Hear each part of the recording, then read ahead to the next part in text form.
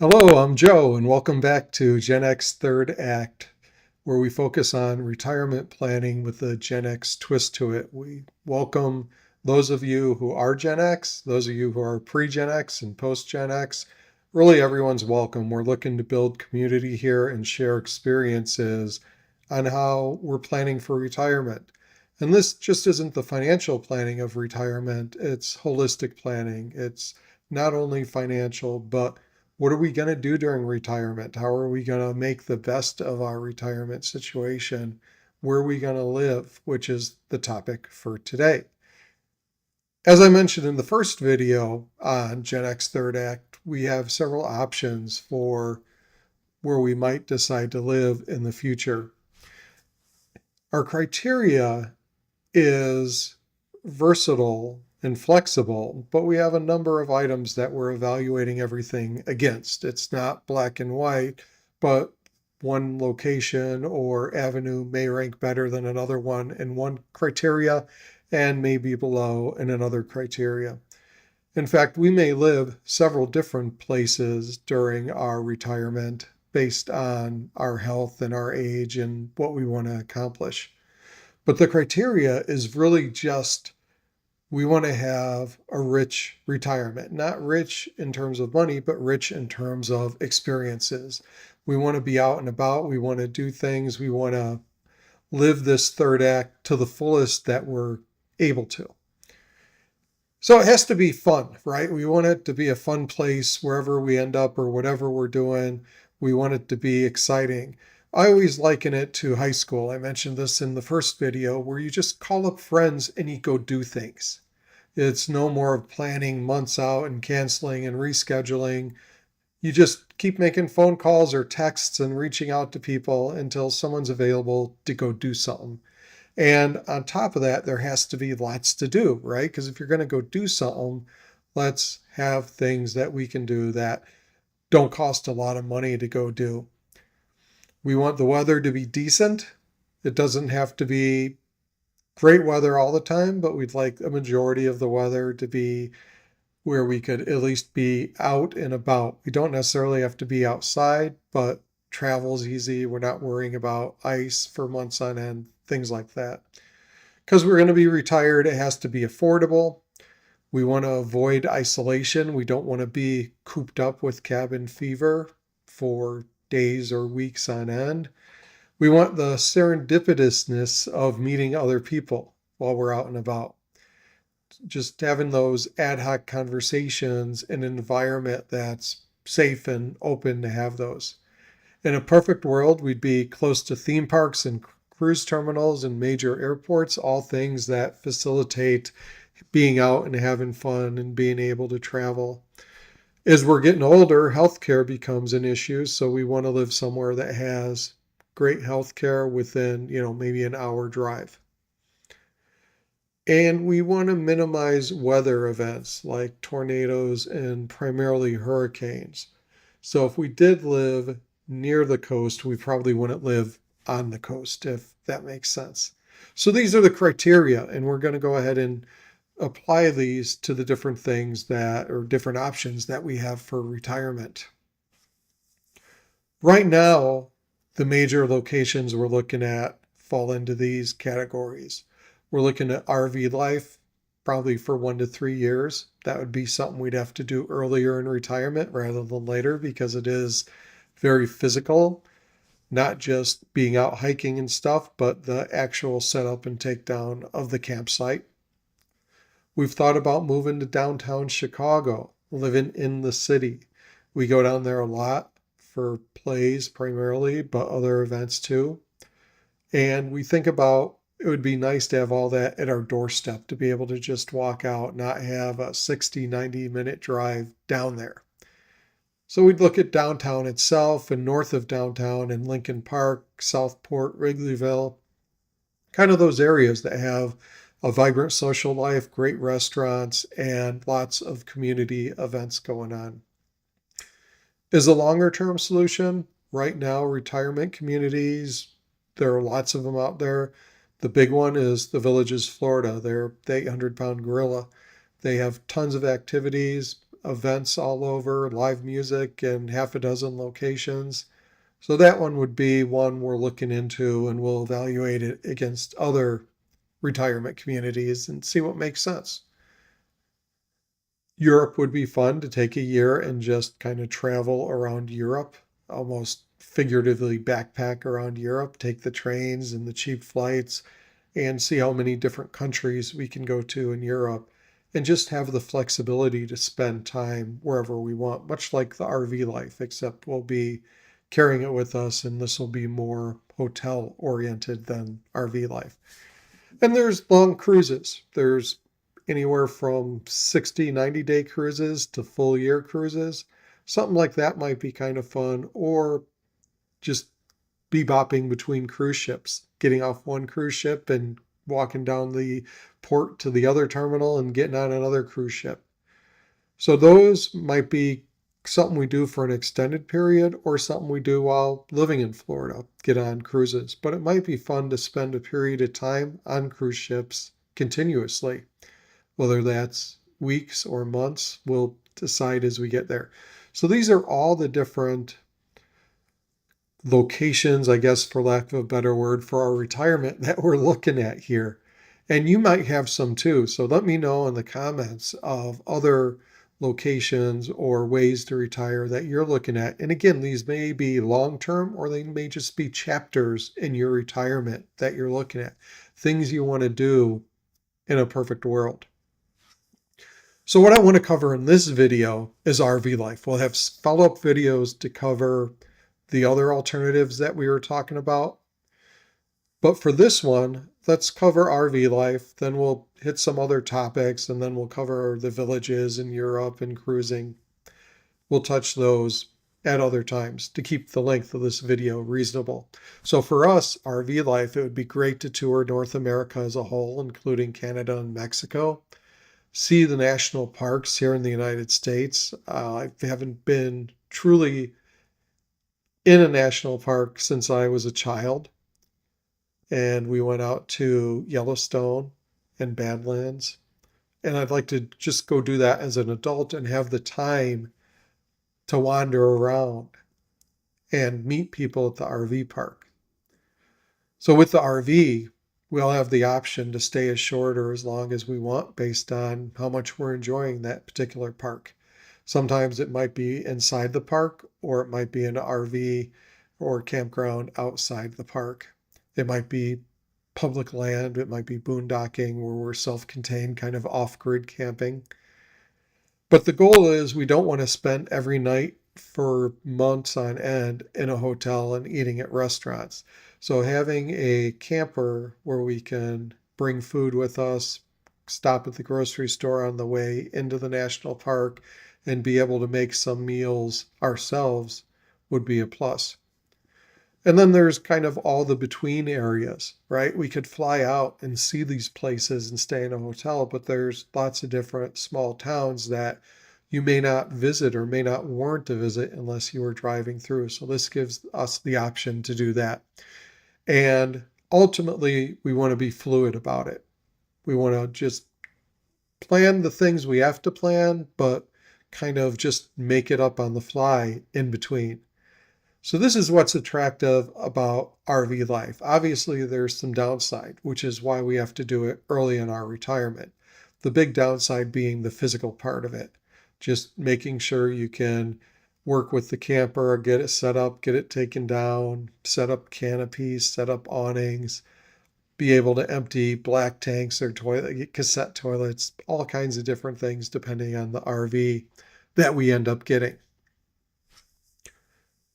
To make this happen, we need major equipment. Just like if we were going to move, we need to buy a house. Well, for the RVing aspect of retirement planning, we're going to need a SUV that's capable of towing, and we're going to need the camper itself. So both those things, right now, as I'm recording this at the end of 2025, I think both those things should be achievable for $100,000 or less. And the good news is it's not throwaway money, because the SUV we'd hopefully keep as our daily driver. And the camper we'd be able to sell for a percentage of what we spent on it. So it's money that to some degree we'd be spending anyways to renew the SUV at retirement, so we're not buying one later in retirement. And the camper would have an offset cost against hotels and restaurants, and then whatever we get at the end when we sell it. So looking for an SUV, we came up with some criteria for that. And like I just mentioned, it has to be able to function as our everyday car. One of the options we're still kind of toying with is getting a van, just because it's all self-contained. There's no back end in a trailer, but it doesn't meet this first criteria of being able to use it for an everyday car.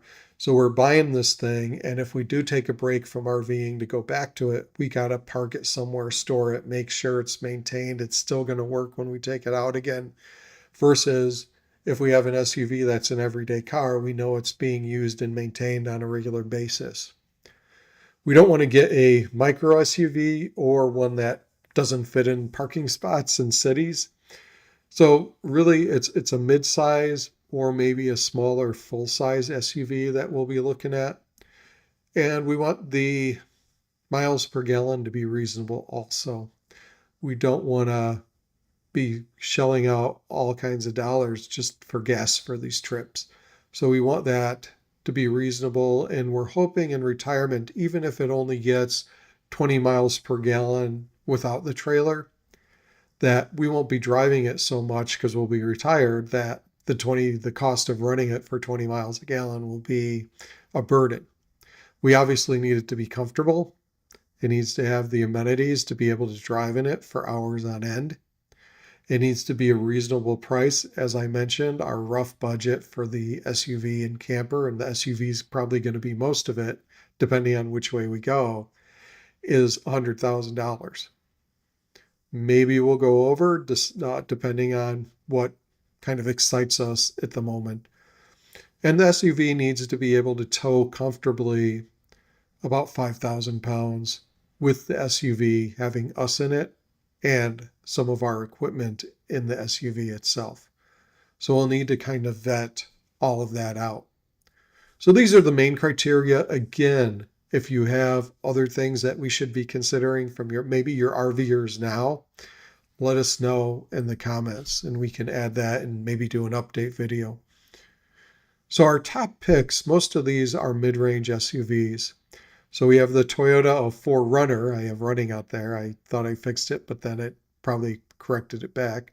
So the Toyota 4Runner, the Honda Pilot, the Ford Explorer, the Subaru Ascent, and then as a bigger one, the Toyota Sequoia.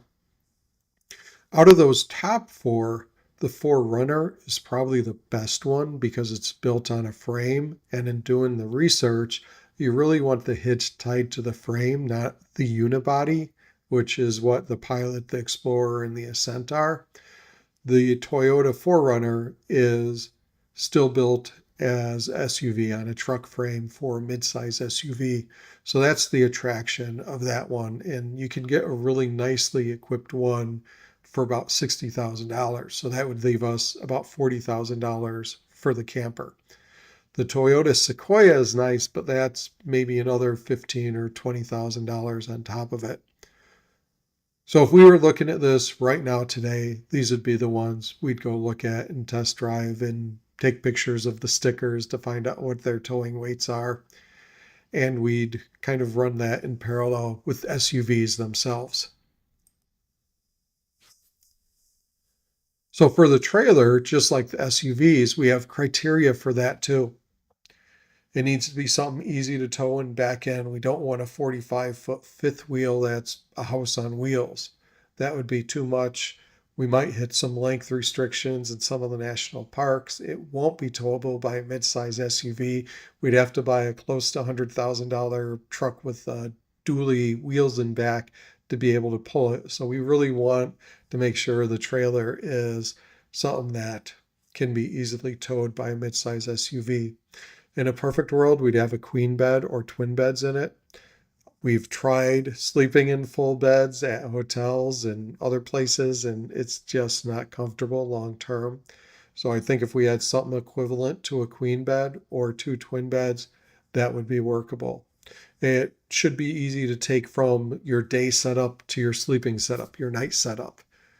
All right, some of them are better than others, some of them aren't. We'd want air conditioning in it, plus heat and powered vents, so that depending on the weather, we'd be able to be comfortable in it. Part of our original criteria is to be able to avoid eating out every night at restaurants. So having a workable kitchen would be a plus. Having a decent sized refrigerator would be a plus, at least to be able to store several days worth of food. Toilet and shower, having that in the SUV so we don't have to use public facilities would be great.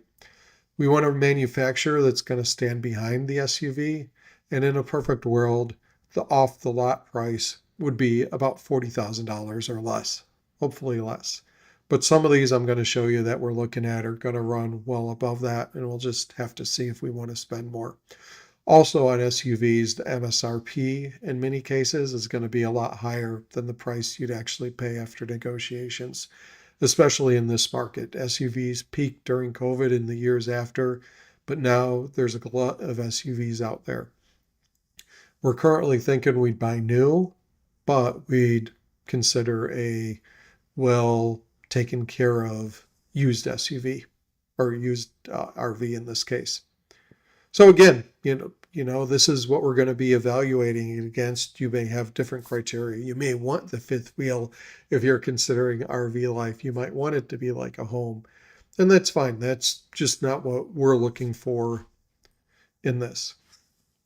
So the top picks that we have are 2 Intechs from their Sol line, the Dawn, which is the smaller one, and the Eclipse, which is the bigger one. One of the ones we thought was cute and can be towed by just about any midsize SUV is HappierCamper's product, and they have kind of a hatch that opens on the back to make it roomier. The Airstream Tradewind, which is at the bigger side of about 25 feet, but it has a hatch on the back that opens. And of course, Airstream has their Basecamp, which is their SUV, small SUV compatible unit. So to take a quick look at these, let me switch over to my browser. And what I have here is the web page for Intech and their Sol. So the Sol Dawn is a smaller floor plan. It has a workable kitchen with a fridge. It has the bathroom. It's a wet bath, so it's kind of all in one. And then the sleeping quarters are kind of unique in that it's got this front end window that carries out, and you can put a pad over the table here in the middle to make it one giant bed. So we'll have to go look at that and see how it plays out in real life. All right, for the sleeping arrangements. The cool thing about Intech is the whole thing is built as a unit. It's aluminum, it's all welded together, so it's one piece instead of it being a camper built on a frame. So it's supposed to be a lot more sturdier using this type of construction. And it has a lot of the amenities that we'd be looking for in a camper. And frankly, it just looks really nice too, and looks really modern, has lots of storage areas. And again, the kitchen that is semi-workable here, a decent sized fridge, a microwave. So again, it's something that would work well for us for this type of lifestyle. So that's the Sol Dawn. That's their smallest one. Now that one is about 16, 17 feet. If we want to go up to 19 feet from kind of tip to tail, then we go to the Eclipse. And the Eclipse gives you a lot more for that few extra feet. We got the dual twin beds. You can actually fill this in the center to get a king size bed. The kitchen is U-shaped and very workable. They put the fridge over here in recent years with the updated model to be able to get this U-shaped counter space. It has the wet bath similar to the Dawn, so it's the shower and toilet all in one room. But this one is very attractive just because it has the separate sleeping area. All right, the different beds. Now you can get a model that has a separate dinette, so you're not sharing the sleeping area with the dinette. but you're going to trade off on the kitchen space.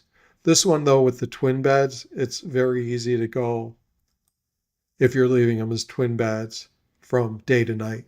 So you actually just can flip these vinyl covers, and the other side is kind of a cooling fabric like on a mattress that you can use. So you get the idea here of the different configurations. Again, they're nice looking trailers. They have these big windows up front. They obviously have protection for them for when you're traveling. You can get the awning. You can get the Rover package where it's lifted up a bit. So lots of options available there. If we wanted to go with kind of a micro camper, we have these HappierCamper HC1 Studios. And the unique thing about two unique things about the HC1 is this pack hatch opens and you can put third-party screens around it to extend the living space. And all of these seats inside are in a grid in the floor. So you can actually change the layout of the floor plan for the HC1. In fact, there's another model where the whole floor plan is a grid. But this thing is very small, very light, easily towable by a mid-size SUV. That's kind of their market for it. It comes in a lot of different retro colors. So it really has a great look to it. So that one may be an option. It's a little smaller than we'd like, but it's easily towed, and it's kind of something that might start a conversation at RV parks. And then on the Airstream side, we have the smaller Airstreams, like the Caravel and the Bambi. All right, and these have different floor plans available with different size beds and different lengths.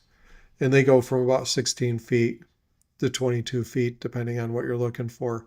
The Airstreams are great trailers, but they're expensive. You pay a lot of money for the Airstreams. So the Tradewind is the bigger one. It has this opening hatch, kind of like we saw with the HappierCamper Studio. So that one's an option too. We've looked at these at RV shows, and they're just very nice and comfortable. Different bed options here, separate living space, but it's 25 foot. So it might be a little harder to tow around. They do have a 23-foot variant, so let's go ahead and bring up the floor plans and see what those look like. So the 23-foot, you're changing where the bathroom is in the living area, going to a U-shaped booth. So that one is workable too, possibly. But again, it's big money. It's almost the whole budget just in the camper. So if we could find one of these used, that might be the way to go. And then Airstream's micro model is the Basecamp. And this one here should be the bigger Basecamp, the 20X. There's also a 16X. So these ones are nice. They're versatile. They have a door on the front and a door in the back, more for just kind of a loading in if you're bringing bikes, and we might bring our e-bikes with. So it gives you a lot of different options there. This one too, with the 20X, you can outfit it so the bed can be down here, and you can leave this as a dinette area. If you had another person, this could be another bed. So it gives us all kinds of options to pick from. Another one is the New Camp Tab 400 and some of the other supersized teardrops that are out there. So we'll see where we go. These are just ideas that I'm sharing as part of retirement planning, what it's going to look like if we do go the RV route, or you do go the RV route in camping. And you may just run it up the flagpole and go with the dually and the fifth wheel. But for us, we're just looking to do this for a short 1 or 2 year chapter in our life and don't really want to make that big of an investment in it. So we'll have future videos coming up. This one covered our current thoughts on RV life. We reserve the right to have follow-up videos on that. But we'll do other videos covering what our thoughts are about downtown in various neighborhoods. Maybe we'll pull up some real estate. Real estate downtown has gotten much more affordable in recent years since COVID and the exodus from the city centers. Chicago downtown and the north side, very safe. We go downtown a lot, always feel safe walking around there. So that's really not an issue for us. It's just that less people are going into the office these days, so there's less need to live in the city. And I get it. If you have kids and pets, it's hard to live downtown. You really want to live somewhere where you have a house and a yard. But being retired, just being two of us, again, that becomes much more attractive just because of all the amenities. So we'll touch on Chicago, downtown, other urban areas. We'll touch on the Villages, Florida, the Europe possibility of basically backpacking across Europe, and long-term living on a cruise ship is a possibility, and we'll kind of figure out what that means too. So I appreciate you taking the time and watching the video and bearing with me as we go through kind of this phase of our retirement planning. This is part of the fun. Retirement should not be dreaded. It should be something that you're preparing for and that you're making a plan for. And if you don't plan anything, that's where you end up just kind of sitting in the house for months on end. So we're trying to avoid that trap by building out plans and dreaming a little bit. And then when we get to the point where we're both retired, being able to jump on those plans and execute because we've already done a lot of the legwork. So now we're in a position to go forward and make it happen. So I appreciate your time. Thank you very much. Please like and subscribe. We're a young channel. We're hoping to bring in other people into the Generation X Third Act community. It's about retirement planning from all aspects. So appreciate it and have a great day. Enjoy the journey.